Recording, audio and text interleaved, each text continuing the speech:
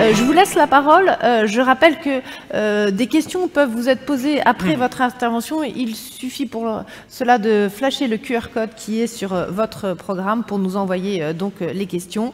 Alain Boer, je vous laisse la parole. On va parler de l'environnement géopolitique, la situation au Proche-Orient, la guerre qui se poursuit en Ukraine, les tensions sociétales dans lesquelles nous évoluons en France et en Europe embarquent évidemment le secteur du paiement vers des horizons de risque qui suscitent forcément des appréhensions et des craintes.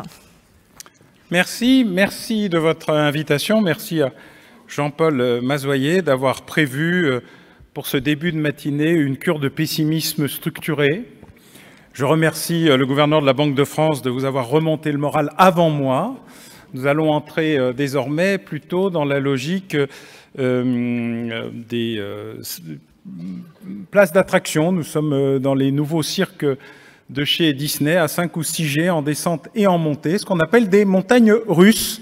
Et je crois que rarement une origine n'aura été aussi clairement précise et contrôlée. Mon métier est de travailler sur les questions criminelles. Alors souvent je me demande si je suis une espèce d'envoi d'apparition ou de disparition, parce que je suis le seul à l'exercer dans ce pays pour des raisons mystérieuses. Je suis donc une espèce protégée.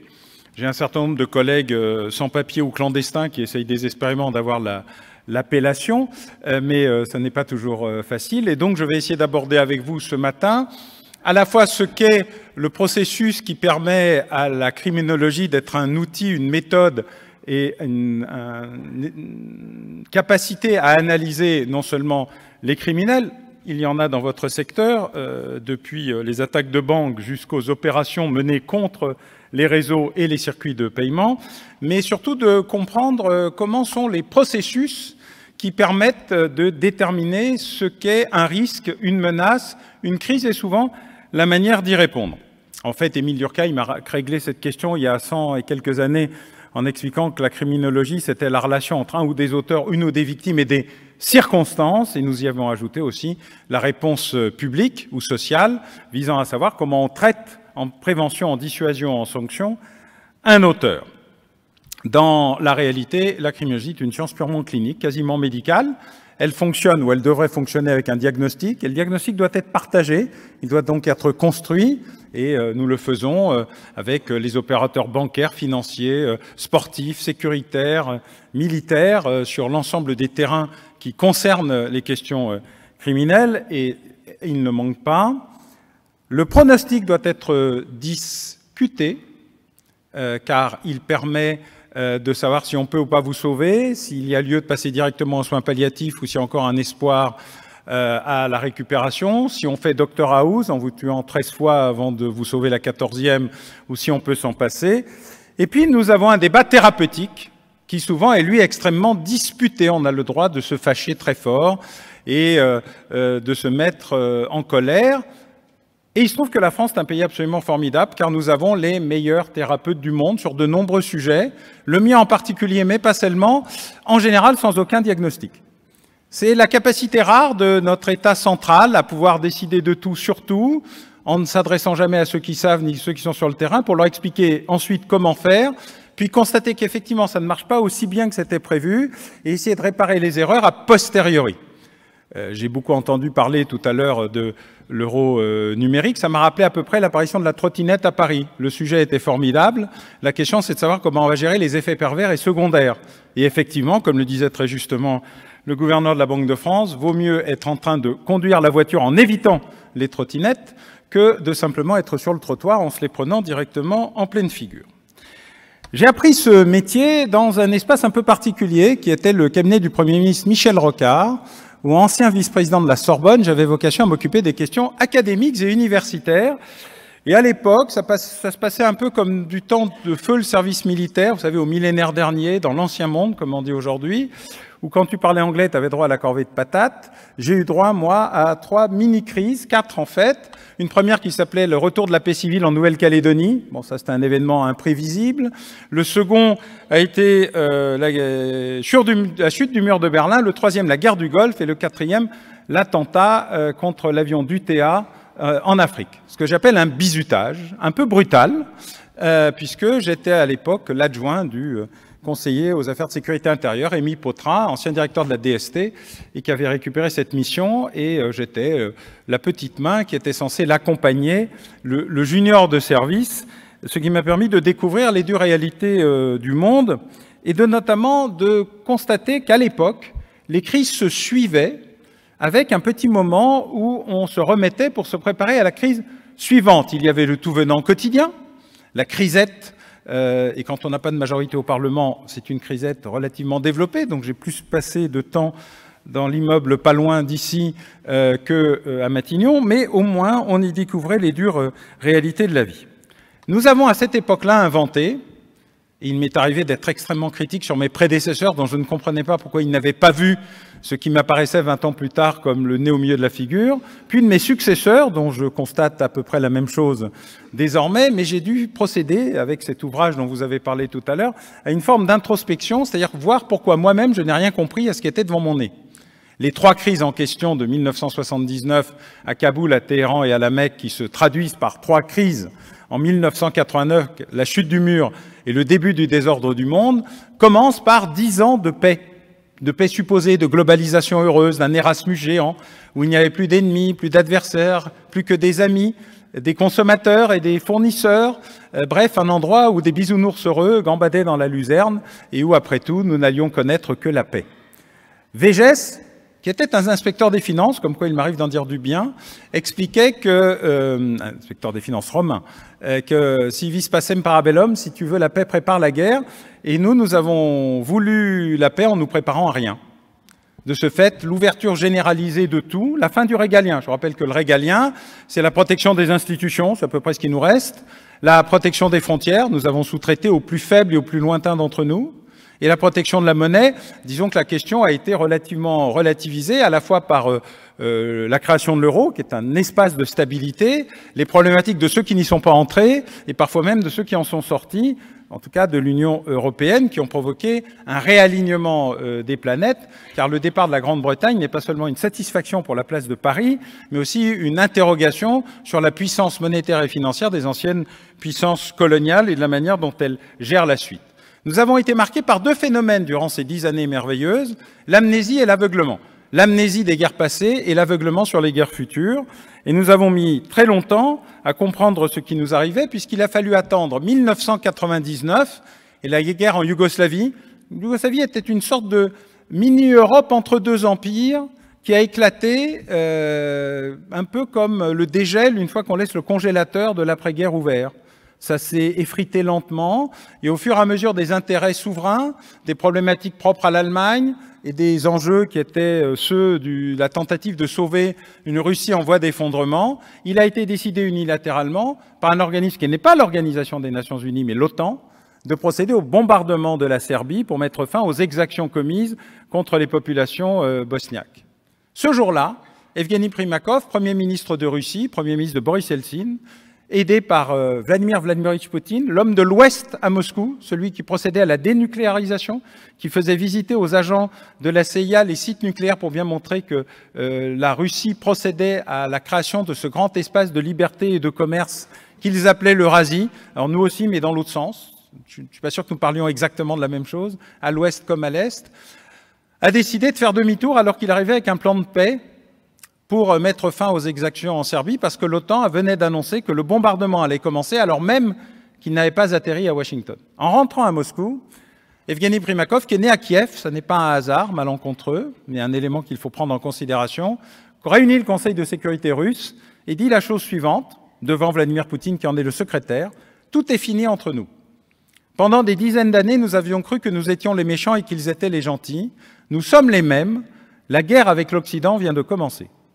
1999. Depuis 1999, la Russie se prépare délibérément, concrètement, rationnellement et sans se cacher à une confrontation majeure avec l'Ouest.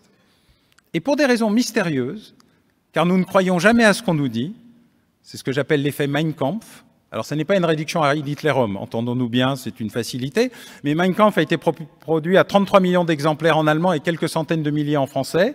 Tout était écrit dedans, et nous avons décidé, nous, que ce n'était pas possible, Parce que ça ne pouvait pas arriver, parce que culturellement, nous ne pouvions pas admettre que ce qui était écrit était une promesse et pas seulement une vantardise. J'ai écrit un livre il y a quelques années qui s'appelait « Les terroristes disent toujours ce qu'ils vont faire » et que nous ne les croyons jamais.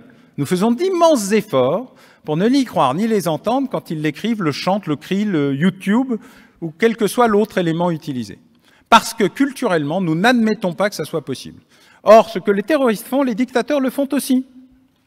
Quand Vladimir Poutine, en juillet, 6 mois avant l'invasion, vous dit « l'Ukraine n'existe pas, cette nation n'existe pas, il n'y a qu'une seule Russie et donc nous la réunifierons », et qu'il le publie même en anglais des fois qu'on ne comprenne pas bien le russe, il faut le croire. Parce que s'il le dit, c'est qu'il va le faire. Et d'ailleurs, il le fait.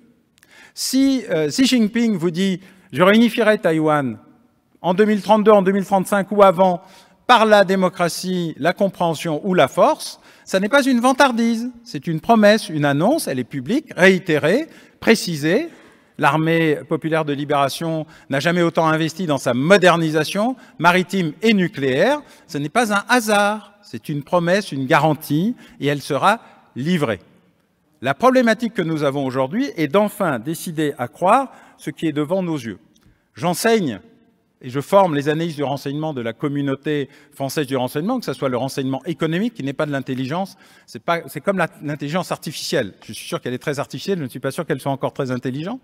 Mais l'intelligence économique est un concept sans contenu. Le renseignement économique est une réalité physique qui correspond à l'état de confrontation sur le terrain commercial, concurrentiel et parfois criminel qui peut exister parce que la concurrence est rude, que le renseignement est essentiel et que entre les brevets d'un côté et les clients de l'autre, il y a largement de quoi faire pour vendre produits et armements et créer les conditions de dépendance ou d'indépendance, de souveraineté ou d'absence de souveraineté sur de nombreux sujets. Il nous reste aujourd'hui beaucoup d'outils de souveraineté, mais nous en avons abandonné énormément et nous avons vu d'ailleurs au moment de la crise sanitaire à quel point nous étions devenus dépendants alors que 10 ans avant, à l'occasion d'une crise précédente qui n'avait pas eu lieu, nous avons donc démantelé les outils que nous avions mis en place, car si la crise n'avait pas eu lieu à ce moment-là, c'est donc qu'elle n'aurait plus jamais lieu, une espèce de mirage ou de pensée magique qui est un élément extrêmement curieux et que je retrouve beaucoup d'ailleurs dans les discussions qu'on peut avoir avec les chefs d'entreprise sur les crises et les menaces qui les concernent dans le secteur économique et pas seulement dans le secteur public ou des autorités. Aux États-Unis, quand vous venez expliquer à quelqu'un qu'un problème majeur va arriver, il ne vous dit pas que ce n'est pas vrai, il vous demande combien ça coûte. Et ensuite, dans un débat relativement intelligent qu'on appelle le bean counting, on décide ou pas, le comptage de petits pois, on décide ou pas si ça vaut la peine d'investir avant pour éviter que ça arrive ou après pour reconstruire ce qui a été cassé. En France, le process est beaucoup plus intéressant, plus stimulant, mais un peu plus agaçant. Il s'appelle négation, minoration, éjection. En français courant, c'est pas vrai 1, 2, c'est pas grave 2, 3, ça ne va pas nous arriver.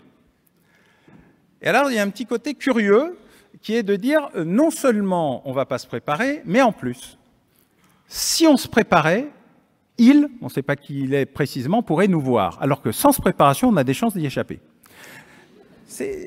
Alors évidemment, les mêmes, 6 mois après, vous appellent en urgence pour régler une crise immédiate qui vient de se déclarer et qu'évidemment, vous ne pouvez pas résoudre pendant la crise, car faute de préparation à la crise, c'est pas pendant la crise qu'on essaye de trouver dans le manuel de gestion de la crise la réponse à la crise qui évidemment n'y est pas.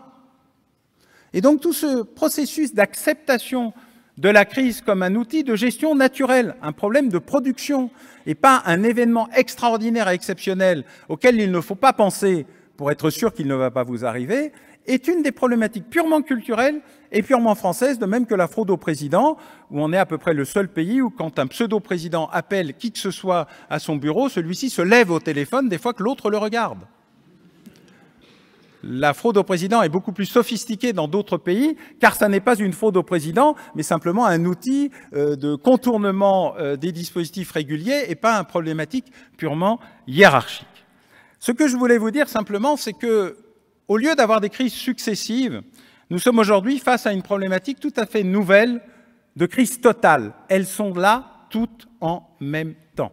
La crise sociale, dite gilet jaune, n'est pas terminée. La crise sanitaire n'est toujours pas terminée. Les innombrables versions du coronavirus passé et de celui à venir ne sont là. Le coronavirus que nous avons eu, c'est le même que celui que nous avons tous les 20 ans et que nous oublions tous les 19 ans en espérant qu'il ne revienne pas.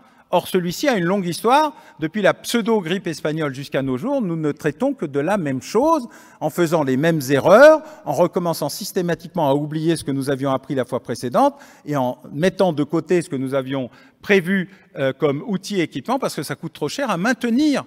La problématique, c'est que la prochaine sera évidemment plus grave que la précédente, mais que nous espérons qu'elle n'arrivera pas. C'est un peu comme les problématiques des crises climatiques que nous avons désormais avec une intensité et une régularité de plus en plus impressionnantes et qui amènent vos collègues des assureurs, avec qui je parlais il y a quelques jours pour la revue Risque, à commencer à se poser le problème véritablement de tout ce qu'ils n'assureraient plus, et pas seulement de l'augmentation des primes ou de l'écart de franchise. Toutes ces problématiques sont complétées par une crise environnementale, qui n'est pas seulement une crise climatique, évidemment une crise sécuritaire. Je ne vous ferai pas le panégyrique des faits divers de la semaine, ni ceux de la semaine suivante. Je pourrais coucher à BFM, LCI et CNews que je n'arriverai pas à répondre à l'ensemble des problématiques de commentaires tautologiques, c'est-à-dire on ne sait rien, mais on commente parce qu'il faut bien meubler 24 heures de divertissement en continu qu'on croit appeler information en continu et qui n'en sont pas. Et puis, évidemment, la crise militaire, que nous avons en face de nous et qui se rapproche, puisque ce n'est pas une guerre qui va arriver, c'est une guerre qui est là. Elle est là. Elle est là sur nos anciens espaces impériaux ou coloniaux. Nous sommes en train d'être éjectés peu à peu de nos espaces africains. Je crains que ce ne soit qu'un début. S'il nous reste quelques places fortes, les autres sont quand même dans une situation extrêmement sensible, voire même dangereuse. Nous sommes en concurrence frontale, non pas avec la Russie en général, mais avec la Chine, sujet beaucoup plus sensible, parce que beaucoup plus économique et financier, et avec une capacité beaucoup moins brutale, mais beaucoup plus insidieuse que sur d'autres pays. Nous avons des engagements qui sont un peu complexes dans une partie du monde, et surtout, nous sommes face au réveil des empires que nous avions oubliés. Nous, nous disons Iran, eux, ils se pensent empire perse. Nous parlons Turquie, ils sont l'empire ottoman. L'empire russe n'est pas la Russie, c'est l'empire slavo-orthodoxe. Chacun d'entre eux est en train de retrouver sa place, l'empire chinois comme les autres, et il se trouve que l'empire indien va peu à peu s'établir comme le seul alter ego numérique et démographique, car la démographie fait tout. Yves Lacoste expliquait que la géographie expliquait la géopolitique. Eh bien, la démographie explique aussi l'histoire, et notamment l'histoire militaire, et ces enjeux sont majeurs. Et puis, vous l'avez vu sans doute, le 7 octobre, brutalement, un espace que nous avions oublié, une curiosité dont nous pensions qu'elle allait disparaître. Les Palestiniens et la Palestine se sont rappelés au bon souvenir de tous ceux qui pensaient qu'ils n'étaient qu'une variable d'ajustement. Au moment où les accords d'Abraham allaient enfin être signés par l'Arabie saoudite, l'Iran a réussi un échec mat majeur, couvrant de chaos l'ensemble de la région, ramenant en arrière une partie essentielle des événements, créant un pogrom antisémite et terroriste d'une ampleur inégalée dans l'histoire au vu des populations concernées, et une réplique israélienne créant un désastre humanitaire sur le territoire de Gaza. Ces problématiques-là sont toutes cumulées en quelques semaines, alors même que depuis 1999, la Russie nous montre qu'elle est prête au chaos mondial en avançant de manière pratique et pragmatique ses pions, en Tchétchénie avec notre aide, en Syrie, en Irak, en Géorgie, en Ukraine depuis 2014, car la guerre d'Ukraine n'a pas 1 an, elle en a 9. Mais nous l'avions ignorée car nous ne voulions pas la voir. Ces problématiques nous ramènent à un problème absolument et essentiellement majeur, qui est celui qui a été très bien abordé par le gouverneur de la Banque de France, celui de la souveraineté. Nous avions une souveraineté décentralisée, sous-traitée, et nous avons abandonné une souveraineté industrielle essentielle, avec quelques jolies survivances, mais qui sont aujourd'hui au bord de l'effondrement. Je pense à Arianespace, dont la situation à venir montre qu'il n'y aura plus d'unité européenne et l'ouverture du marché, c'est la fin du processus à terme d'Arianespace. Airbus, évidemment, qui survit malgré la mauvaise volonté allemande, notamment sur la partie militaire des équipements d'Airbus. Donc, chaque Tornado qui n'est pas vendu par Airbus devient un F-35, 32, peut-être un Rafale, ne désespérons jamais, mais ce n'est pas le plus sûr. Chaque élément qui nous reste de souveraineté a été exporté ailleurs et nous en sommes désormais extraordinairement dépendants. Tout outil de souveraineté subsistant est un enjeu majeur de la souveraineté future. Ça n'est pas un résidu du passé, et particulièrement pas ce que vous êtes vous-même, car en la matière, alors que la banque soit bleue ou verte, je m'attendais à voir j'ai même fait un effort du nouveau logo bleu-blanc-rouge qui me paraît plus parlant pour l'avenir, mais il ne faut pas désespérer. Mais le problématique de souveraineté, c'est que l'outil que vous avez, pour rustique qu'il soit, est aussi essentiel que ce que nous n'avons pas et que nous allons sous-traiter aux autres, le fameux cloud non souverain. Alors je dis ça parce qu'il n'y a pas de cloud souverain, je n'en vois pas venir assez rapidement à l'horizon, et que le cloud, c'est essentiellement composé de nuages, et en général, le nuage, c'est pas ce qu'on cherche pendant l'été. Le nuage, il est très dangereux. Il peut provoquer des pluies, des orages, du tonnerre. Bref, en général, ce n'est pas une revendication d'entrer dans un nuage. On voudrait plutôt en sortir.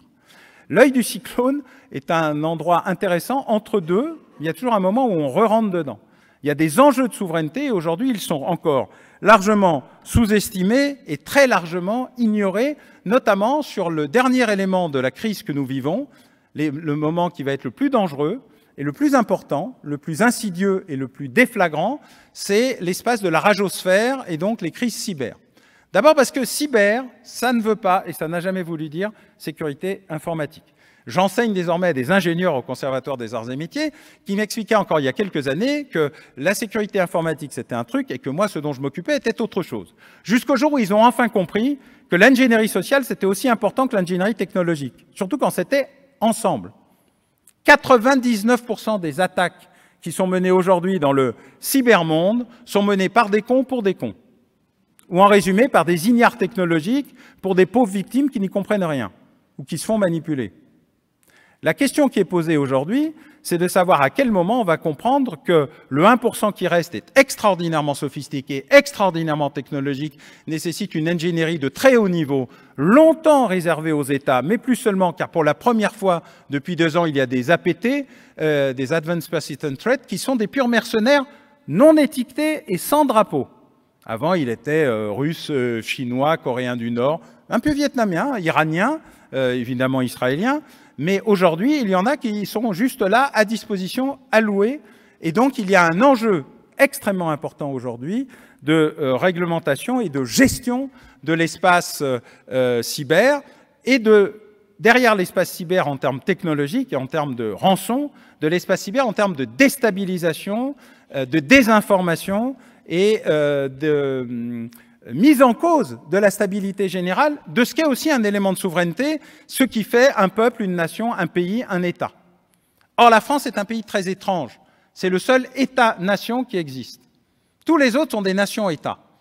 Des nations qui ont créé leur État. La France est un État qui a créé sa nation. Ce qui explique sa centralité, sa colonne vertébrale, son espace impérialo-monarchique où nous élisons un roi tous les 5 ans sous le nom de président de la République.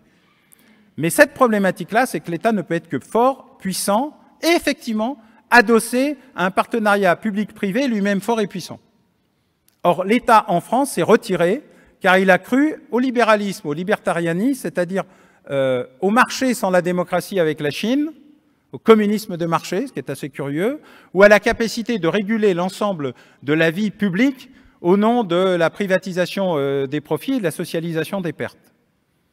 La crise Covid et les crises militaires à venir nous rappellent ce qui en est. Ainsi, notre propre armée, qui est devenue purement échantillonnaire et expéditionnaire, qui a un peu de tout et beaucoup de rien, est redevenue un enjeu majeur de souveraineté, alors que Bercy a mis 20 ans à essayer de la détruire de manière systémique. Cet enjeu-là, il est aussi un enjeu citoyen, au-delà de ce que vous êtes comme industriel, comme agent, comme acteur, parce que votre réseau et le réseau de paiement est le cœur de la vie au quotidien, par le sans-contact, par la quantité et l'immensité des transactions qui vous a été rappelé tout à l'heure par le gouverneur de la Banque de France, par votre capacité à relier et à permettre la vie économique et donc la vie sociale, par la démonstration qui est faite que quand il y a un seul acteur qui a un petit pet qui s'interrompt dans un processus assez lourd, eh bien, toute la chaîne en est bouleversée, de la même manière que quand un opérateur téléphonique est en panne, sans savoir exactement pourquoi, et qu'il n'y a plus aucun lien, ni GPS, ni réseau, ni SMS, ni quoi que ce soit, et que ça démontre notre addiction et donc notre soumission aux outils technologiques, parce que nous avons oublié à savoir comment nous débrouiller par nous-mêmes, tellement nous leur faisons confiance et tellement nous en avons besoin. Alors aujourd'hui, vous êtes un organe très important de la résilience. La vraie question n'est plus malheureusement celle-là, ou n'est plus seulement celle-là. La question qui va se poser, dans des délais rapides, parce que je le dis tout à l'heure, le chaos est permanent et la guerre est devant nous, c'est la capacité de passer de la résilience à la résistance. C'est un sujet autant citoyen, collectif qu'individuel. C'est un sujet où la démonstration a été faite dans le passé, qu'il était toujours possible de faire confiance à ceux qui, sur le terrain, sont en capacité d'expliquer à ceux qui, au sommet, expliquent ce qu'ils ne connaissent pas et font ce qu'ils ne comprennent pas, de faire l'inverse. Et de ce point de vue-là, je pense que votre forum en particulier et la capacité des débats que vous allez pouvoir avoir, la manière dont vous avez abordé les questions avec le gouverneur de la Banque de France, sont suffisamment importants et utiles pour montrer que cette résistance-là, celle dont on se rappelle toujours après, alors qu'on oublie le reste qui avait procédé et qui était en général de l'aveuglement, voire même une certaine forme de lâcheté, est une capacité, et je fais moi beaucoup confiance aux citoyens en général et à ceux qui font vivre l'économie, à être justement l'outil de la résistance à venir face aux crises qui, elles, sont déjà là. Merci de votre attention.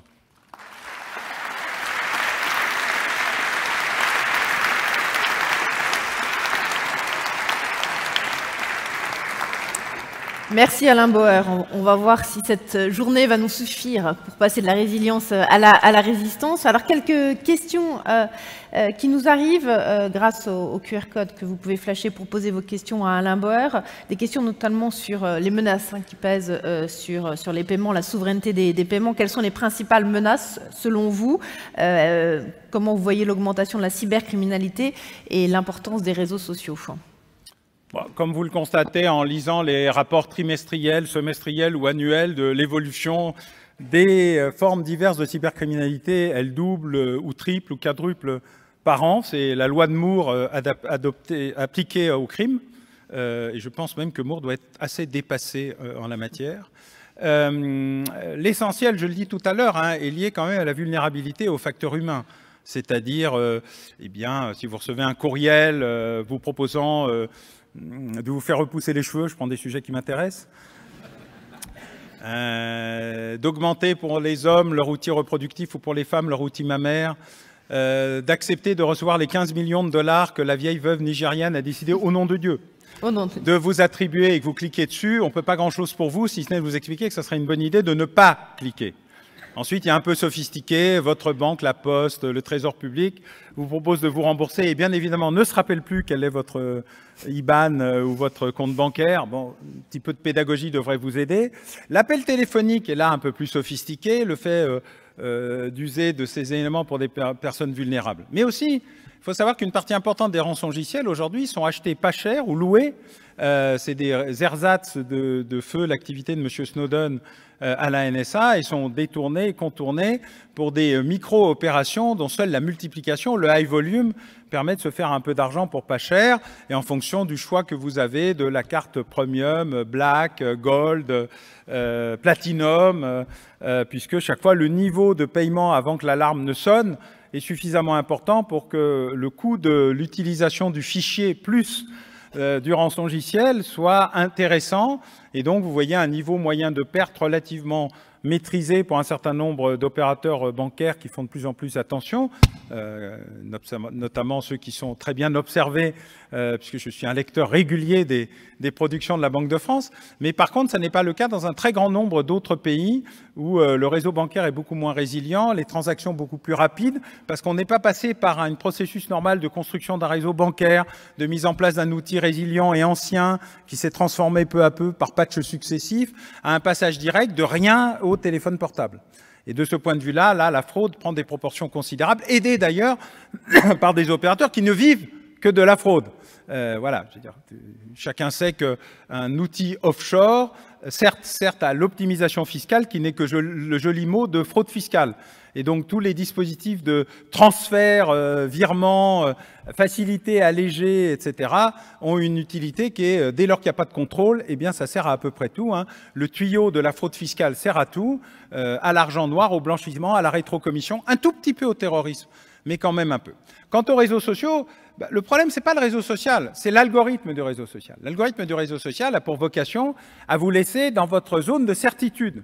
C'est un biais cognitif technologique en soi. Et donc, vous évitez ainsi tout ce qui est la discussion et la mise en cause, ou la contradiction, ou la précision. Bref, c'est un outil non académique, puisqu'il n'a pas de neutralité axiologique. Il ne peut pas être neutre par nature, puisqu'il doit être addictif par fonction.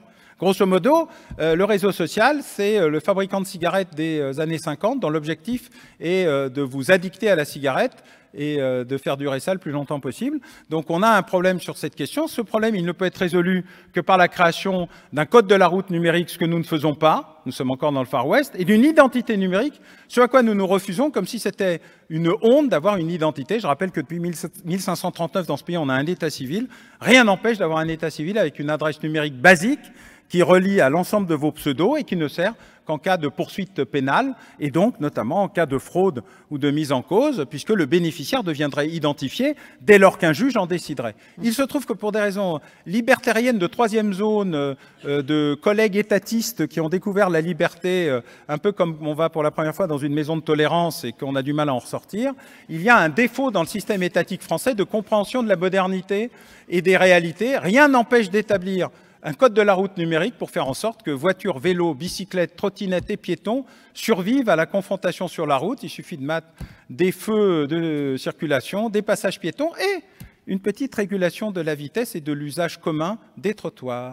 Justement, cette question, comment peut-on parler de souveraineté alors que la France, ni même l'Europe, ne compte de réseau social purement français ou européen? Alors, le réseau social, c'est pas très grave, parce que l'application du RGPD d'un côté, d'un certain nombre de mesures de contrôle de ce qui se passe sur la régulation des réseaux. On pourrait encadrer au niveau européen. Le problème, c'est l'outil central. C'est pas le réseau. Le réseau, il n'est qu'un usage. Le problème, c'est l'appareil industriel qui permet au réseau d'exister. Le brick and mortar dans les réseaux, comme on vient de le découvrir avec les câbles sous-marins, parce qu'on ne croyait qu'aux satellites ou un certain nombre d'autres sujets, est beaucoup plus important que le reste. Or, il se trouve qu'on a encore des capacités, pour des raisons parfaitement mécaniques, de regagner de la souveraineté sur l'ensemble de ce qu'est le corps réseau. Et d'ailleurs, un des enjeux de ce que vous êtes, vous, c'est d'avoir encore un outil souverain de gestion des paiements et d'éviter qu'ils disparaissent au nom d'une pseudo-modernité dont seul le 5e étage de Bercy est capable de la défendre encore. Une dernière question peut-être. Le rôle des ingérences étrangères dans la déstabilisation de nos démocraties. Est-ce que ça, c'est un risque auquel on se prépare assez? Non, mais il se trouve que ça a toujours été Louis XI était un spécialiste de la déstabilisation chez le duc de Bourgogne. Nos amis anglais... À l'ère numérique, ça prend d'autant plus d'ampleur. Hein. Non, pas vraiment. De rapidité, peut-être. Pas vraiment, parce que la déstabilisation, elle ne peut concerner que l'État. Le vrai sujet, il est quand l'État est incapable d'avoir une position claire et cohérente. Les négationnistes et ceux qui mettent en cause, par exemple, les politiques sanitaires, n'ont d'espace que par l'incohérence de la communication gouvernementale sur les politiques sanitaires. Je veux dire, le plus beau bêtisier que je donne à mes étudiants sur l'art de la non-communication gouvernementale, c'est mettez le masque, ne mettez pas le masque, il en faut pas, c'est une grippette, c'est la fin du monde. Une fois que vous avez fait ce cortège-là de fonctionnaires d'État racontant tout et n'importe quoi et le contraire, sans expliquer l'évolution de leur pensée, car on a le droit de changer d'avis. Mais le fait d'en changer sans expliquer pourquoi et comment on en a changé crée la fin de la confiance. Et derrière la confiance, la grande victime de l'opération coronavirus, ça a été la vérité. Car il y a toujours une vérité de référence. Alors, la vérité politique avait été éjectée assez rapidement. Ils mentent tous, donc passons à autre chose. La vérité médiatique avec la vérité politique. Il restait un petit coup de vérité scientifique, car nous fonctionnons, normalement, selon la méthode de la démonstration. Je commence à expliquer à mes étudiants qu'ils ne croient rien de ce que je dis, mais qu'ils vérifient tout. Et une fois, 15 jours plus tard, on vient me faire le point de « bah oui, c'est plutôt ce que vous avez dit », où il y a peut-être des aménagements à faire, où il y a des trucs nouveaux qui se sont produits depuis. En fait, quand les scientifiques sont allés sur les chaînes de divertissement en continu et ont commencé à s'engueuler en public, alors que jusqu'à là, on faisait ça en privé, entre nous, et personne ne nous voyait, à commencer à raconter n'importe quoi, parce que tout docteur est, comme chacun sait, un docteur en médecine, et tout docteur en médecine, par principe, est un épidémiologue, eh bien, nous avons commencé à nous suicider. Donc nous avons suicidé la science en même temps que nous avons suicidé la politique et la communication. Et ça n'a pas aidé, parce que pour revenir dans un terrain de référence où il n'y ait pas la vérité et le mensonge, mais que des vérités alternatives dont chacune est plus ou moins vraie, entre la Terre est plate, on n'a jamais été sur la Lune, il n'y avait pas d'otages enlevés par le Hamas parce que tout ça était des fake news. Alors c'est très compliqué d'ailleurs de gérer la libération par le Hamas des otages qui n'existent pas parce que c'était des fake news. J'ai eu quelques discussions assez amusantes avec 2-3 conspirationnistes de plateau. Ils avaient un peu de mal ces 3 derniers jours, mais ils ont déjà oublié parce qu'ils sont passés à autre chose. Voilà. Donc notre problème, c'est de rétablir un espace commun de ce qu'on appelle la neutralité axiologique. Qu'est-ce qui est vrai, ce qu'on sait et ce qui est démontré, axiome ou théorème, et qu'est-ce qui est discutable entre ce qu'on sait, ce qu'on cherche et ce qu'on croit. Ce qu'on sait est la plus petite partie de l'espace de vérité. Mais il y a quand même des choses sur lesquelles on peut à peu près être d'accord. Par exemple, je suis ici au forum carte bancaire et je suis en train de vous parler. Nous sommes le 28 novembre. Voilà. Certains pensent que c'est une construction pure et qu'on n'est pas là, que je ne suis pas là, que nous ne sommes pas là et qu'en fait c'est Matrix. Moi, je pense qu'il y a le cinéma pour ça, c'est super bien. Je le recommande d'y aller. Et pour le reste, le retour à la réalité, il passe par la reconstruction de deux éléments. La confiance dans la parole publique. Il y a un gros travail à faire pour nos responsables politiques, dont on n'a pas lieu de se plaindre. Hein, c'est nous qui les élisons. Donc, c'est plutôt nous qui devrions nous plaindre de nos propres choix. Et puis, la reconstruction de la vérité, ça, c'est un travail scientifique. Nous avons beaucoup contribué à nous déstabiliser nous-mêmes, à nous ridiculiser nous-mêmes. Je parle là de mon espace académique. Et donc, nous avons un gros travail à faire pour rétablir le concept de vérité scientifique en rétablissant ce qu'ont les bases de la vérité scientifique. Or, qu'est-ce qu'on découvre? C'est que la déperdition de tout ce qu'est la pédagogie historique, de tout ce qui est le retour aux fondamentaux des mathématiques, de la science, du langage, bref, toutes les illusions et les folies pédagogistes, pas pédagogiques, hein, les pédagogiques, ça peut être très bien, des années 70 ou 80, nous ont extraordinairement déstabilisés et affaiblis par rapport à des gens qui racontent tout et n'importe quoi, puisque tout est égal par ailleurs. Ça n'est pas exact. Tout n'est pas égal par ailleurs. Et donc, il faut revenir à des fondamentaux assez simples de construction en commune d'un espace de citoyenneté, mais qui passe par des droits et des devoirs, et pas seulement des droits infinis, sans aucune obligation en contrepartie. Et ça, c'est un gros travail. Alors, ça peut apparaître comme très conservateur, traditionnaliste, parfois même réactionnaire. Je rappelle que c'est comme ça qu'on construit des sociétés et qu'un déconstructeur n'a jamais construit grand-chose.